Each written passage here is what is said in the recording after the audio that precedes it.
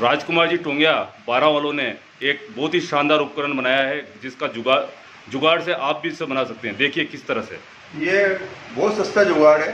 ये आपको मार्केट में एक ऑयल भरने का कुप्पी है, जो आपको मार्केट में 15 से 20 रुपये में आराम से मिल जाएगा किसी भी जनरल स्टोर वालों के यहाँ, पानी भरने का। और एक गीजर का पाइप लेना है।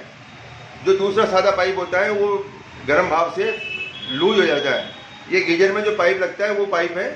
इसको इस साइड से यूँ चलाया और ये पैक हो गया। और एक कुकर को आप सीटी निकाल दो, एक कुकर में ये लगाया, पानी भर दो, पानी भर के इसको लगाया। अब आप देखिए ये स्टीम लेके बताइए।